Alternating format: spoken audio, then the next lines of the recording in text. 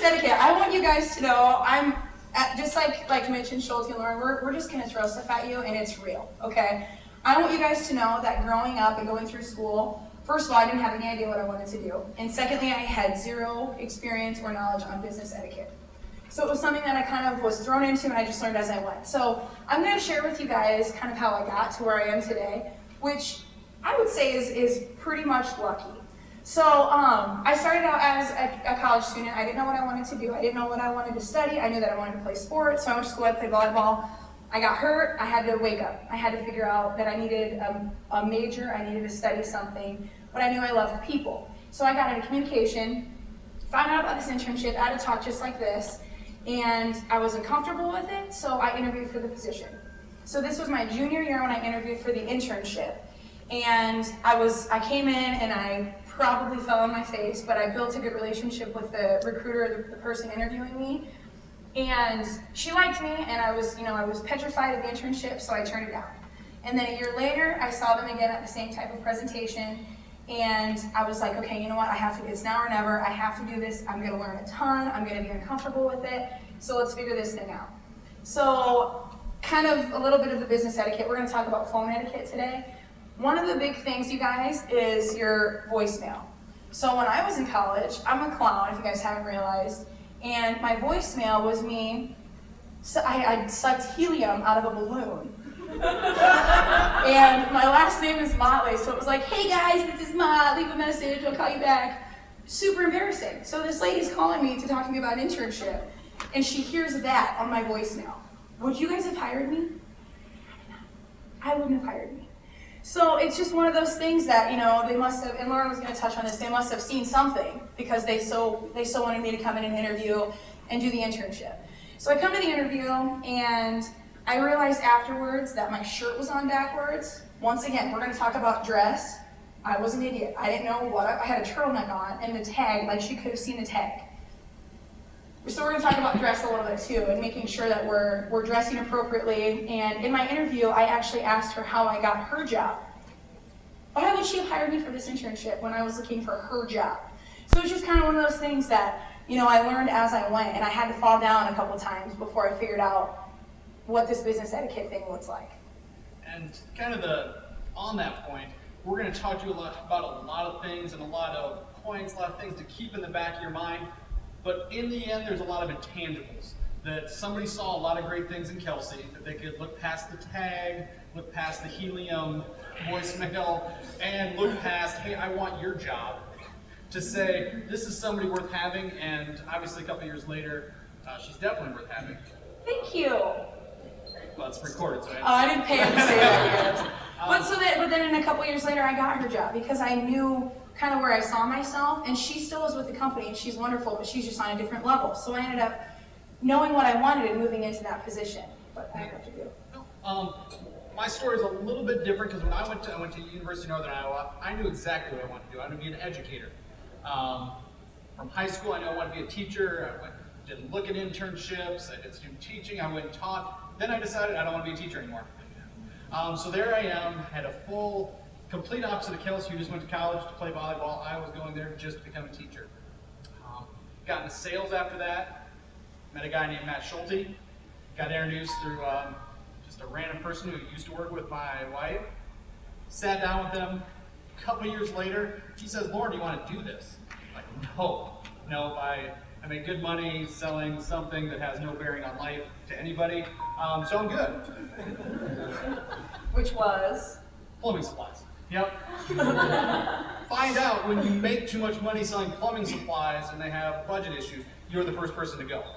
So I was 30 years old, out of a job, doing woodworking in my garage, kind of at a great point in my life, thinking, what do I want to do? It's kind of a reboot.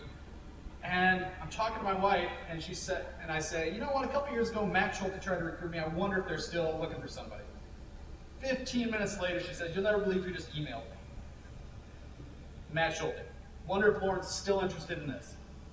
It's like, wow, that's got to be some kind of fate. So email her back, get my phone number. 10 minutes later, I have a phone call. The next day, I'm getting a call from a recruiter, much like Kelsey.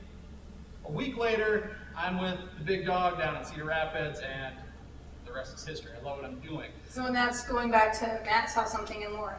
Yep. And so that's why they maintain that relationship. But all those things that I've done prior, I had great relationships that I built, the etiquette and how I carried myself. When I got into this profession, unlike kind of the concrete work that Mitch was doing, I've called on a lot of those people. I maintained a relationship because people saw me as a professional. People knew that I was somebody who was serious. Oh, okay, not serious, but I meant business if I was calling. I wasn't just calling just to fill a number. So every position you do, every person you interact with, they're, lack of a better word, judging you, and they're making they have mental perceptions of you that they can use down the future. One of the things we talk about a lot, we're just jumping around, that's what we do. A lot of our best relationships, a lot of our best friends, people we do business with, we didn't meet in the ideal places. Maybe some of them we met in a bar, in college, because that's where real relationships are formed. So, and then it goes back to what, these guys have touched on. It's not about what you know, it's about who you know.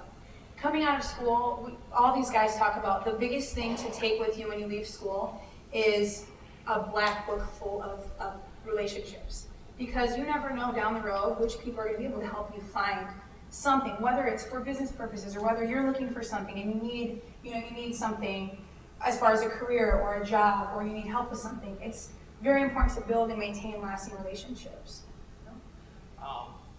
We'll get kind of on the dress we went into. Yeah. Great rule that I'm going to point out that I learned today: lay your clothes out the night before.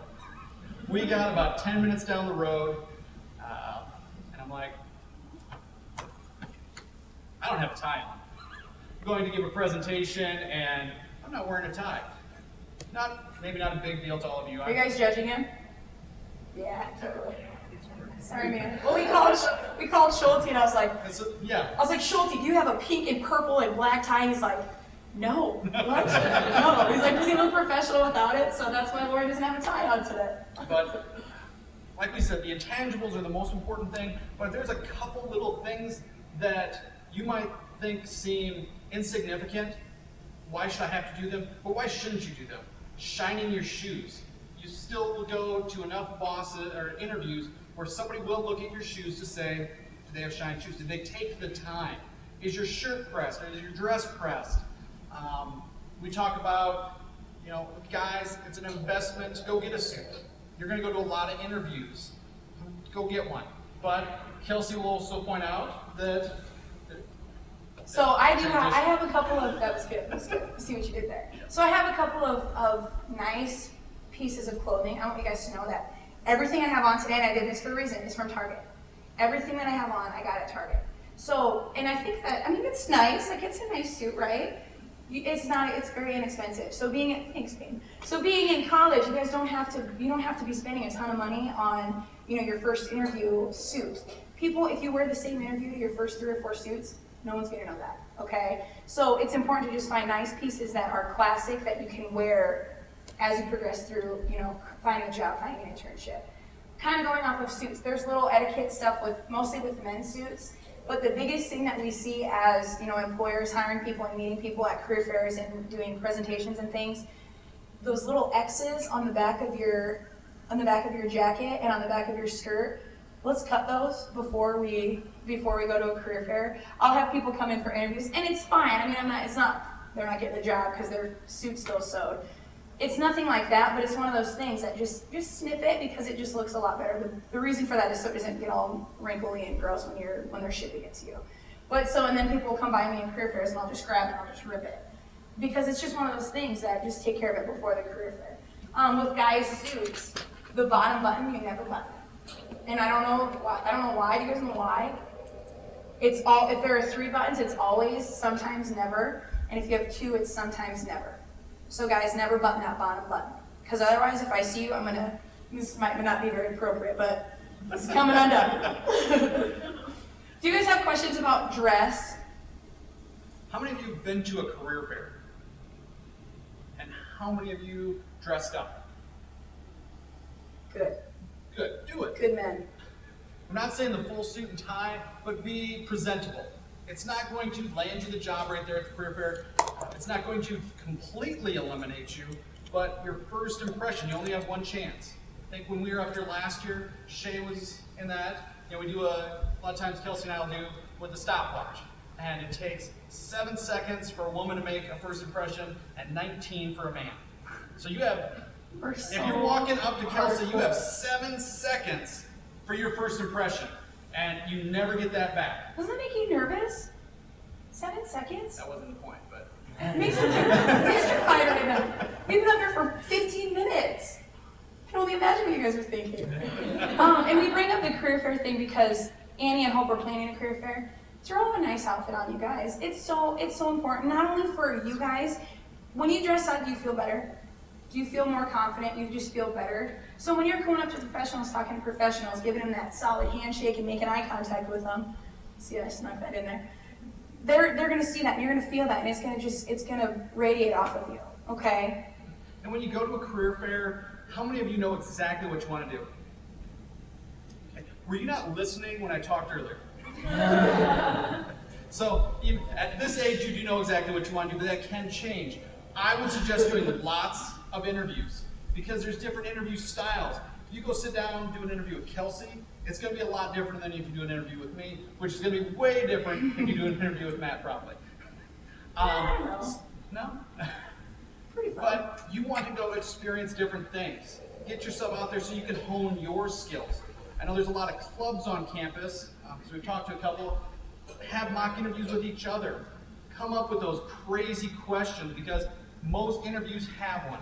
And when we're asking it, I don't care what kind of tree you would be. I care why you would be the tree. And I want to know how quick you are on your feet to come up with the tree that you are. So if I ask any of you right now, Shay, you're the only one I know your name. What tree would you be? What tree would you be, Shay? Oh.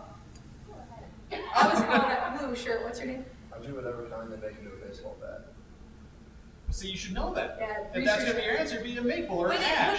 We'll talk about that later. Yeah. But what Lauren is getting at with going up to Brandon Pequot career fairs, I always encourage you guys, and I always encourage students I talk to, we're financial planning. I know that everyone doesn't want to do that. Talk to me. Shay, I think Shay's had a pretty decent experience because we have a solid network, and we can send her wherever else she wants to be, okay? So it's important to just be building your network in that sense as well, and taking our cards at the back table and saying, hey, I don't necessarily want to do what you guys have, but this is where I see myself. Cool, we know people all over, so we can help you guys find that, so long as you're building that relationship with us, okay? So going back to that old adage, it's about what you know, okay? When you're going to these interviews, the other thing is kind of know your culture, know your audience.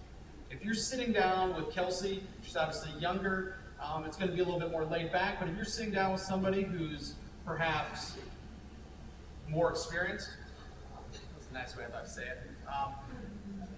What'd you say? Instead of old, yeah. Someone like Lauren, you're old, fine.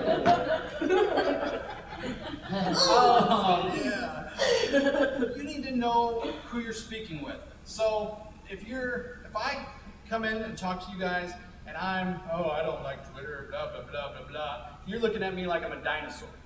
If you come into my office interview with me, and you start talking about tweeting, and I'm just giving you the blank stare, guess what? I'm not the dinosaur in this situation. I'm the one hiring you. So you gotta know your situation, and know what is culturally acceptable, but what is this person going to relate to that I can have a common theme and kind of get myself in the door. So then once again, this goes back to first impressions. So tell us your experience with Scott Zach in your third interview. Yeah, so when I got this job, as many of you know, I'm a LinkedIn junkie. That's a technical term. And so before I went down to meet with this man named Scott Zach, I looked on his LinkedIn page.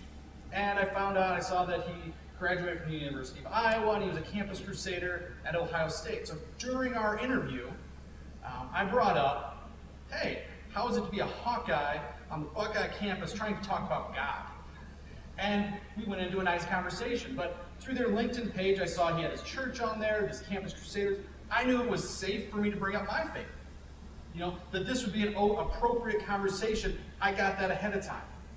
And this is not just this conversation, but when you're going to interviews, when you guys post something to Facebook, now I'm not on Facebook because I'm that dinosaur, when you look back, what are you looking back, like if you put a picture on there and you check throughout the day, what are you really looking for? How many people liked it? Because deep down, our favorite subject to talk about is what? Ourselves. Nailed it! I like the real person here. Tell me what number you are and I'll make sure I call it at the end. But, You meant that for the door prizes. yeah.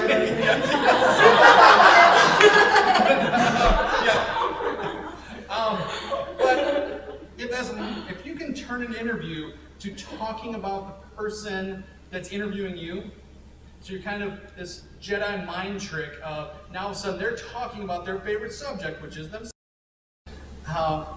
When you leave there, it's kind of like I can't remember which one of you gave the analogy, but Mitch. on the plane flight, the guy didn't say a word and he was a great guy. Now all of a sudden, this person you're leaving like, boy, that was a great interview. Wow, what did we do? We talked about me.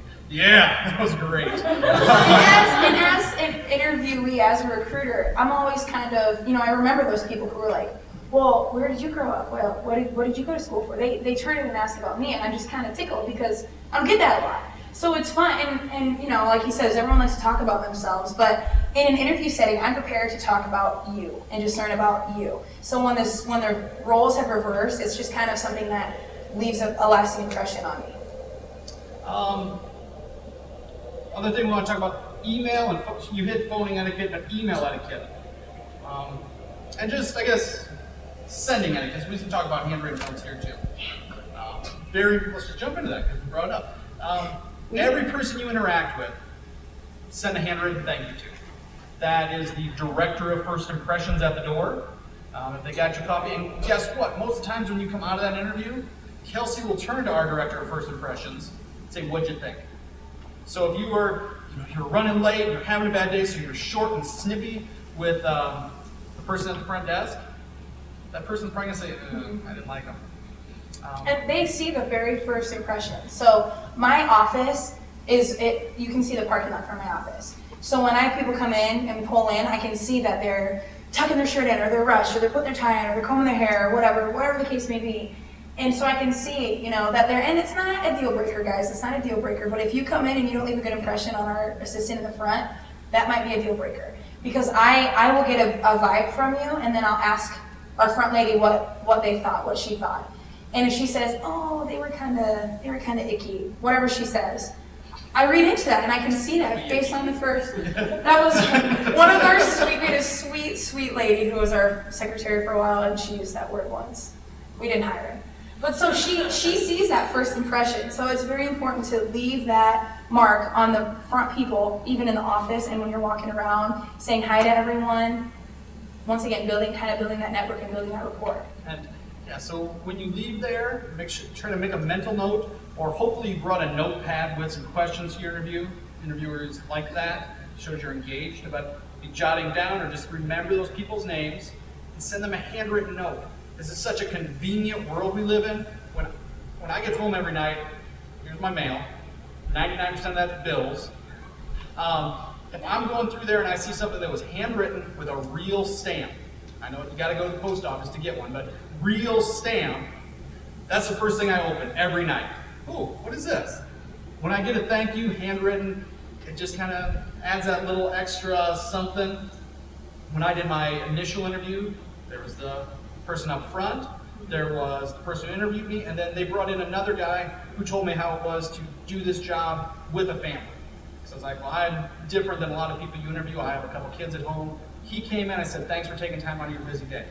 All three of them, personal handwritten note, and I'm here, so it must work. It must be the handwritten note. Well, and that's leaving an impression, you guys. So I'm just throwing this out there, but all of our cards are back there, so we all are really excited about getting like 38 handwritten thank yous in the mail. Like, that's sweet. But it's just one of those things. I save all of those. I save every single thank you that I get. I have like a photo album that I put my thank you cards in.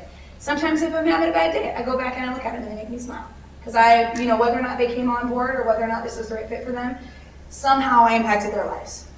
Now, sometimes an email, you do the handwritten thank you, but sometimes there'll be some email correspondence back and forth. I tell you, this goes back to knowing your audience.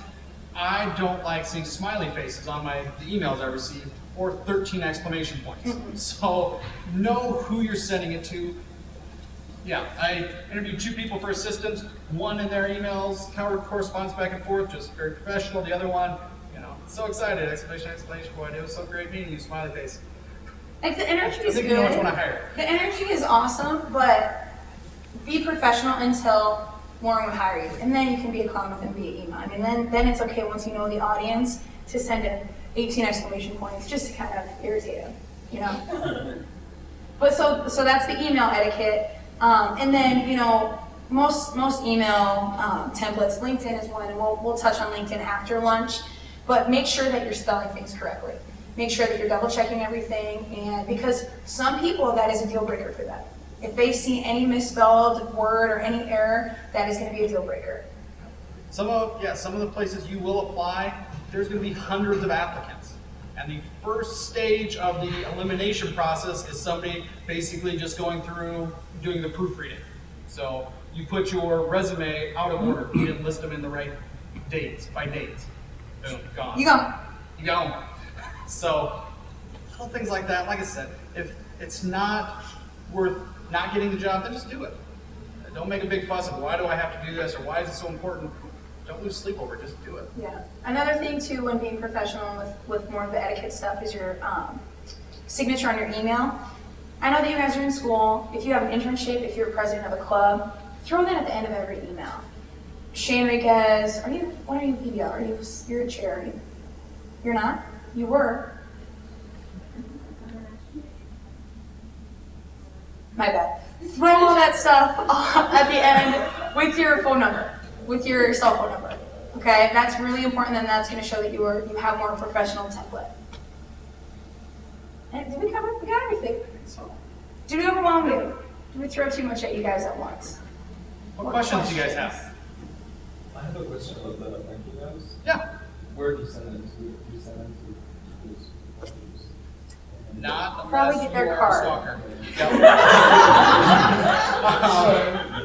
No, you want to the business, wherever you went and had the interview. But that can be a little You creepy. can take it and hand deliver it, so you don't have to have a stamp. Yeah, I'm going to go with hand delivering. Yeah, so make sure that with all your interactions, it's cool if you say, hey, can I get your card? And with Totally Google fine. nowadays, even if you have just the first name, you can usually figure out even that director of first impressions, who they are, just by their name, their business. Yeah. For the thank you thing, if you were to send a thank you email and then also send a thank you letter, just so that, because letters take a while to send. Double whammy. I just feel like you want them to know, Yeah, that's fine. I think that's totally appropriate. they can send them. That's another thing that would go into my smile file. What other questions? Was this helpful, guys? Okay. Anything else? Yes. So back to the question, if you guys are a plan, what plan do you guys need and why? What? Something else? I don't ask people these questions because I don't like being put on the spot either. I'm just saying, okay. Oh man, if I was a plant, what would I be? If I was a tree, I'd be an apple tree because I'm just so delicious and sweet.